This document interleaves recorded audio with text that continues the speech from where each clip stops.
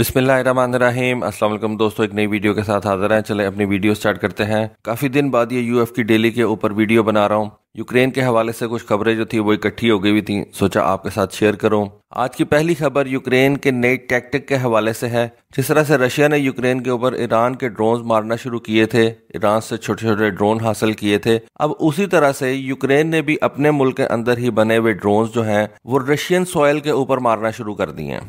और कहाँ पे मारना शुरू कर दिए हैं? ऐसी एयर बेसिस के ऊपर मारना शुरू किए हैं जहां पे रशिया के लॉन्ग रेंज स्ट्रेटेजिक बॉम्बर्स पड़े हुए थे। और ये एक बड़ी ज़्यादा खतरनाक बात है रशिया के लिए, क्योंकि ये जो लॉन्ग रेंज स्ट्रेटेजिक बॉम्बर्स होते हैं ये रशिया ने ज़्यादातर अमेरिकन के लिए रखे हुए हैं, या आप कह लें कि नेटो के साथ कोई न्यूक्लियर जंग हो जाती है तो उसके हवाले से ये बड़े कारआमद होंगे, क्योंकि इनकी रीच बड़ी ज़्यादा होती है। इनके ऊपर आप बड़े बड़े वेपन्स जो है वो लगा सकते हैं, एयर लॉन्च क्रूज मिसाइल्स लगा सकते हैं। आपने कोई स्ट्रेटेजिक वेपन जो है वो डिलीवर करना है तो इन्हीं के जरिए से आप कर सकते हैं। तो यूक्रेन ने इन स्ट्रेटेजिक बॉम्बर्स को जो है वो निशाना बनाना शुरू कर दिया है। अब उसकी क्या रीजन है? क्योंकि इससे पहले रशिया ने इन स्ट्रेटेजिक बॉम्बर्स को यूक्रेन की ये जो इलेक्ट्रिकल फैसिलिटीज थी, ये जो उनके इलेक्ट्रिकल ग्रिड्स वगैरह थे, उनको निशाना बनाने के लिए जो है वो इन स्ट्रेटेजिक बॉम्बर्स को इस्तेमाल किया था। और इस खबर के हवाले से मैं आपको पहले भी बता चुका हूं कि रशिया ने तकरीबन 4 मिलियन यूक्रेनियन आबादी को जो है वो बिजली से महरूम कर दिया है, और इस बात का यूक्रेन को बहुत ज़्यादा नुकसान हुआ था। लेकिन यूक्रेन ने भी रिटेलिएट किया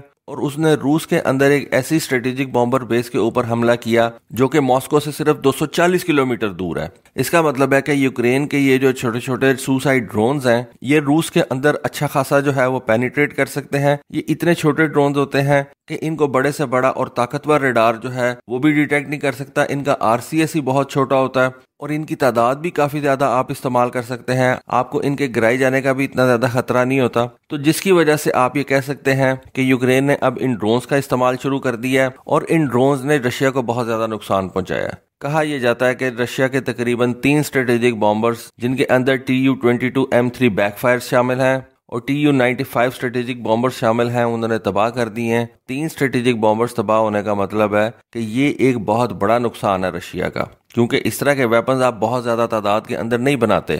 थोड़ी तादाद के अंदर आपके पास ये स्ट्रेटेजिक बॉम्बर्स होते हैं, और अगर उनका नंबर भी जो है वो कम होना शुरू हो जाए तो ये आपके लिए जो है वो बड़ी एक खतरे वाली बात होती है। आज की अगली खबर जो है वो पोलैंड और यूक्रेन के हवाले से है। पोलैंड ने यूक्रेन को नए surface to air missile system जो है वो अब फराहम कर दिए हैं। ये surface to air missile system जो है बेसिकली हैं तो ये सोवियत इरा वाले ही, और इसी वजह से ये यूक्रेन को दिए गए हैं क्योंकि इनको यूक्रेन की आर्म फोर्सेज जो है वो बड़े अच्छे तरीके से इस्तेमाल कर सकती हैं। ये surface to air missiles basically S-125 air defence system के ऊपर बेस हैं, लेकिन इनको पोलैंड के आर्म फोर्सेज ने खुद से जो है वो डेवलप किया है और उनको एडवांस किया है। लेकिन इनको यूक्रेन की आर्म फोर्सेज ने खुद से डेवलप किया है और अपग्रेड किया है, और इनको नया नाम दिया गया है S-125SC न्यूवा। इससे मुराद है सेल्फ प्रोपेल्ड डिजिटल, यानी कि इन सोवियत इरा के S-125 लॉन्चर्स को अब WZT-1 टैंक चेसिस के ऊपर रख के तो मोबाइल बना लिया गया, और इस वजह से अब ये surface to air missile system जो है वो आप एक जगह पे रखने की बजाय, एक जगह पे फिक्स कर देने की बजाय, इनको आप रोड मोबाइल भी बना सकते हैं। डर्ट ट्रैक के ऊपर भी आप एक जगह से दूसरी जगह पे लेके जा सकते हैं, और इनकी अफादियत जो है वो अब बढ़ गई है। ये S-125 मिसाइल सिस्टम आपने रिसेंटली टॉप गन मूवी के अंदर भी देखा है। सोवियत इरा का ये बड़ा मशहूर surface to air missile system है। रेंज इसकी तकरीबन 30-35 किलोमीटर ही है। मीडियम रेंज के ये surface to air missile systems हैं।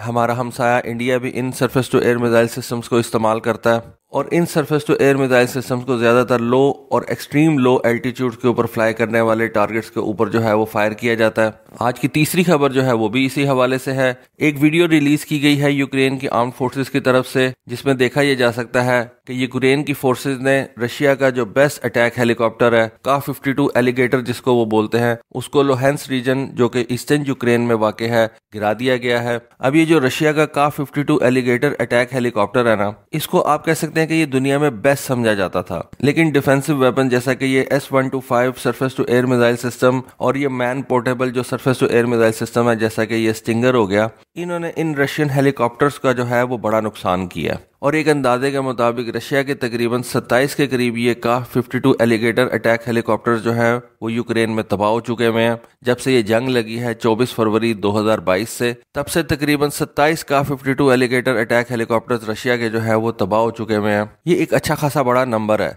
इतनी आसानी से इतने ज़्यादा हेलीकॉप्टर्स ना बनाए जा सकते हैं। इन 27 हेलीकॉप्टर्स को बनाने में जो है वो कई साल लग जाते हैं आपके। ठीक है, रशिया ने इन हेलीकॉप्टर्स के जरिए से बहुत ज़्यादा गेन्स भी हासिल किए होंगे, लेकिन कुछ तो रशिया की स्ट्रेटेजी के अंदर मसला है कि उसने इतने बड़े नंबर के अंदर ये बेस्ट अटैक हेलीकॉप्टर्स जो है उनको लॉस्ट कर दिया। आज की आखिरी खबर जो है वो भी यूक्रेन के हवाले से है। ये तो हमें पता है कि अमेरिकन जो है वो यूक्रेन को हाईमार्स सिस्टम जो है वो दे रहे हैं। ये हाईमार्स जो है ये बेसिकली रॉकेट लॉन्चर सिस्टम्स होते हैं, आर्टिलरी के तौर पर इस्तेमाल किए जाते हैं। लेकिन हाईमार्स का जो फायदा है वो ये है कि इनकी मोबिलिटी बड़ी आसान है और इनकी फायर पावर बड़ी जबरदस्त है। मोबिलिटी इस वजह से आसान है कि इन हाईमार्स सिस्टम्स का जो साइज है वो बहुत ज्यादा बड़ा नहीं है और इसी वजह से इनको आप अपने ट्रांसपोर्ट जहाजों के अंदर रख के एक जगह से दूसरी जगह पे आसानी से ले जाते हैं। लेकिन इनके अंदर सिर्फ एक वक्त के अंदर 6 रॉकेट्स जो है वो आ सकते हैं। लेकिन अगर आपने यूक्रेन को कोई मजीद पावरफुल वेपन जो है वो फराहम करना है तो उस हवाले से अब फ्रांस ने यूक्रेन को अपना हैवी रॉकेट लॉन्चर सिस्टम जो है वो फराहम किया है। इसको फ्रांस के अंदर LRU बोला जाता है, यानी कि लांस रॉकेट यूनिटायर बोला जाता है। ये उनकी फ्रेंच जुबान का एक लफ्ज है। लेकिन ये रॉकेट लॉन्चर जो है ये बेस अमेरिका के M270 MLRS यानी कि मल्टीपल लॉन्च रॉकेट सिस्टम के ऊपर ही है। ये जो M270 MLRS है ये हाई मार्स से डबल पावर जो है वो रखता है,